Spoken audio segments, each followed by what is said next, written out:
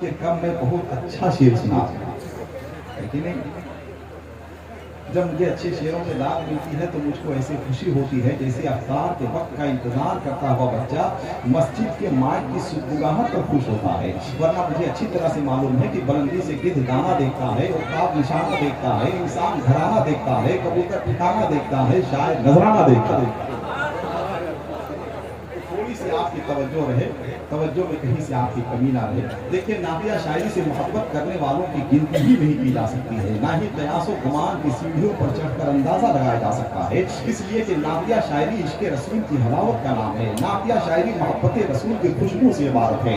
दुनिया की हर जबान का अदब नातिया शायरी को अपनी जबान की आबरू समझता है। दुनिया की हर तनकीद नातिया शायरी का कसीदा पढ़कर अपने लहजे को मोतबर करती है। दुनिया की हर तहजीब नातिया शायरी को अपनी शख्सियत का सिंगार समझती है। नातिया शायरी से मोहब्बत करने वाले कितने लोग हैं, नातिया शायरी पर अपना सब कुछ कुर्बान करने के वाले कितने लोग हैं, नातिया शायरी को अपने गले से लगाने वाले कितने लोग हैं। अगर आप ये मालूम करने के लिए बैठेंगे तो मुमकिन है कि आपका कैलकुलेटर भी फेल हो जाए, और कैलकुलेटर को फेल होना भी चाहिए। इसलिए कि दुनिया की किसी एक जबान पर नहीं बल्कि कायनात की हर जबान पर नातिया शायरी का एहसान अजीम है।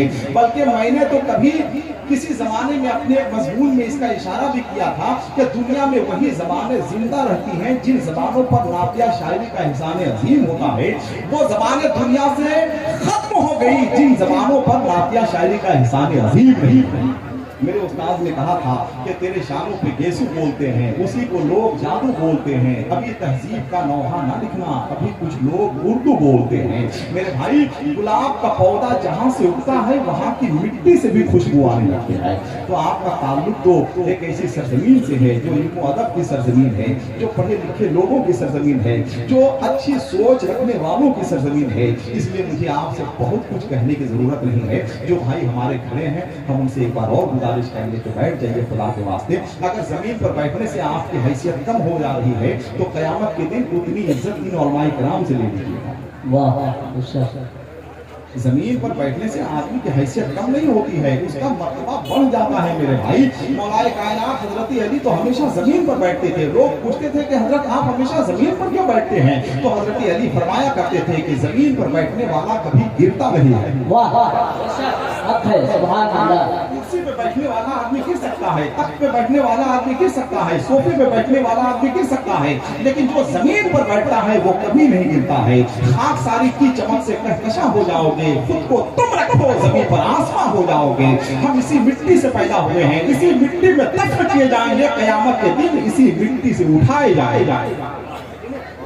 गुजारिश करेंगे खुदा के वास्ते, जो लोग खड़े हैं वो लोग बैठ जाइए, बैठ जाइए। नहीं समझ रहे हैं मेरे भाई?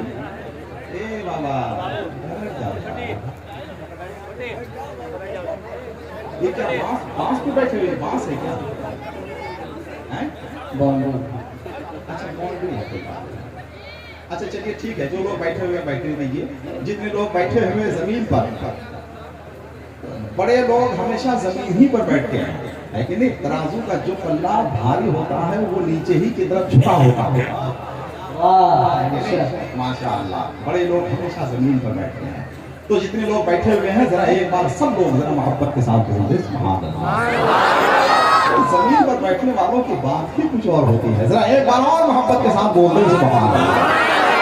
देखो, कुछ शेर तो हम मजमे के लिए पढ़ते हैं, कुछ शेर स्टेज के लिए पढ़ते हैं, कुछ शेर अपने लिए पढ़ते हैं। 2 शेर हम स्टेज के लिए पढ़ रहे हैं।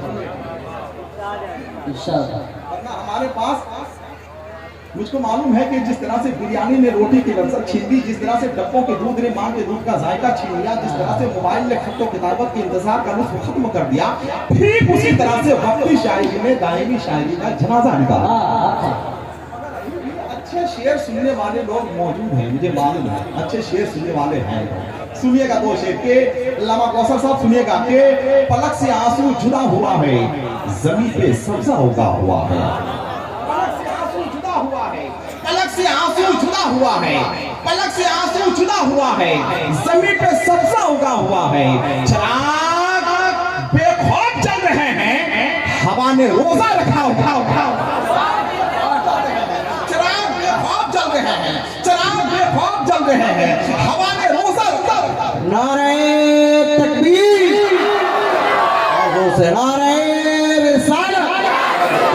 खतीब-ए-आज़म हिंदुस्तान उलमाए कराम दारुल उलूम हबीबिया सिराज मिल्लत कॉन्फ्रेंस नारे तकबीर हुआ है, सभी पे सबसे उड़ा हुआ है, चिराग बेखौफ जल रहे हैं, हवा ने रोजा रखा हुआ है। और जब हवा ने रोजा रखा है तो आपको ये तस्लीम करना पड़ेगा कि तूफान तिलावत कुरान में मसरूफ है, आंधियां दुरूद शरीफ का वजीफा पढ़ रही हैं, फजाएं नाते रसूल के नगमात छेड़े हुए हैं, अलग चुपचाप जो बैठा हुआ है दीवाना या कोई पहुंचा हुआ है, अलग चुपचाप जो बैठा हुआ है दीवाना या कोई पहुंचा हुआ है।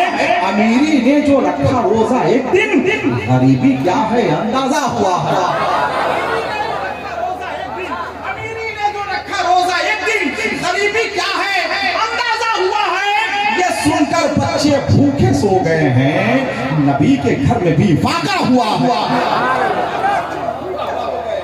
ये सुनकर बच्चे भूखे सो गए हैं, नबी के घर में भी फाका हुआ है, अलग चुपचाप जो बैठा हुआ है दीवाना या कोई पहुंचा हुआ है।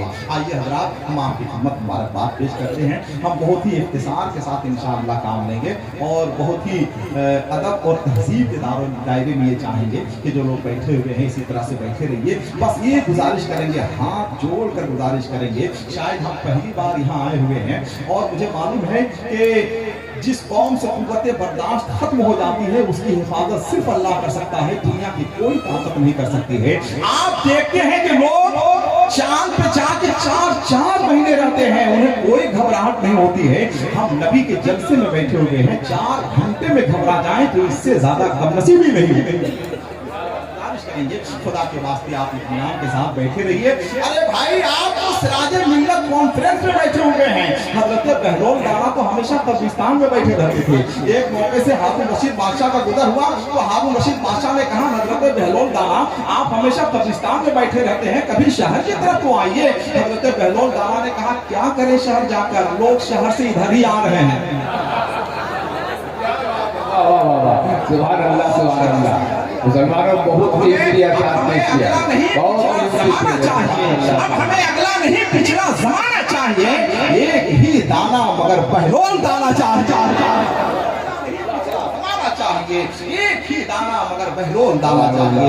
एक नौजवान अगर तैयार हो गया तो हम ये समझेंगे कि पूरा मजमा तैयार हो गया है। कोई सिराज मिल्लत का चाहने वाला जो खड़े होकर नारा लगा दे, है कोई?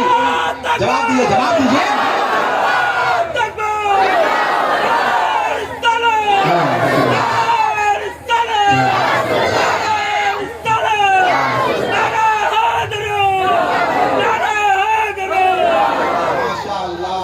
करबल से सूए जन्नत तक करबला का ईमान काफी है। 100 यजीदों के वास्ते यारो एक हुसैनी गुलाम काफी है। यारो एक हुसैनी गुलाम काफी है। माशाअल्लाह, इसी जिंदगी के साथ और इसी जोश जज्बे के साथ आपको यहाँ बैठना है। सिराज मिल्लत कॉन्फ्रेंस है तो ऐसा हो ही नहीं सकता है कि सिराज मिल्लत के खानवादे की नुमाइंदगी ना हो सके। आइए, मैं उनके पोते को, हुजूर नईम मिल्लत के शहजादे को चंद लम्हे के खिताब के लिए आपके सामने पेश करता हूँ, इसलिए कि चावलों के सभी दाने नहीं देखे जाते, वो मोहब्बत को घराने नहीं देखे जाते। सिर्फ महसूस करो हमको जमाने वालों, हम फकीरों के खजाने नहीं देखे जाते।